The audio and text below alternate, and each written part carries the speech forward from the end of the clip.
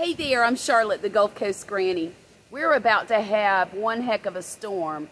The leaves on the trees are all turning upside down. So I need to do this real quick, but because of all of this rain we've been having for the past 6 or 8 weeks, there is something happening in my garden that freaked me out at first, and I want to show y'all what it is. So hang tight. Do y'all see those little black, what looks like seeds with a string attached to them? They're all over my squash plant. Well, I thought maybe it was some sort of bug. So I sprayed the squash plant down with some pyrethrin, but they didn't go away.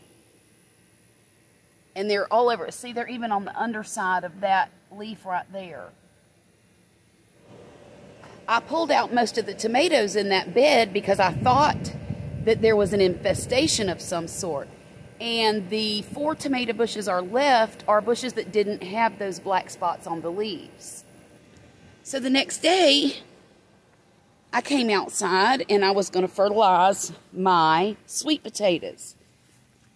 And look what I found. More of those black seedy looking things. They look almost like sesame seeds. All over the leaves. So I got on Google. Y'all, look what I found. These are called bird's nest mushrooms. And as you can see, they have those little black seeds on the inside, in the middle of them.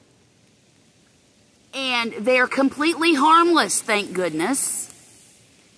But I learned something. I learned something this week from these mushrooms.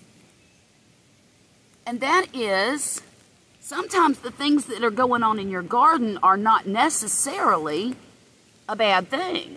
But aren't they fascinating? They look like little seashells with pebbles in them. Look at this. It's raining like crazy now. Here it comes. Good Lord.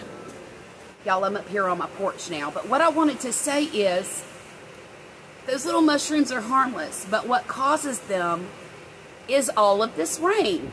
The heat and the rain together gives them the perfect environment to grow in. And I've got them all over. Once I noticed them in that sweet potato bed and I figured out what was going on, I went back over to the tomato bed, and sure enough, those little bird's nest mushrooms are all in the soil in that tomato bed. I went through all of my beds, and there are a few in some of the containers, but the pepper bed doesn't have any, and neither does the bed that used to have the squash in it. So most of the beds that have airflow and air circulation, or they get a lot of sunlight underneath the plants, they don't have as many. But anything that has a heavy ground cover over it is full of them. So if y'all see those in your beds, don't panic. They're not going to do anything. It's just a sign that there is organic life in your beds, and that's a wonderful thing for your garden. There's the storm, y'all. I'm hearing the thunder in the distance. Oh! The wind's kicking up, and it's just another day in paradise. Y'all have a great day, and I'll talk to you again real soon, all right?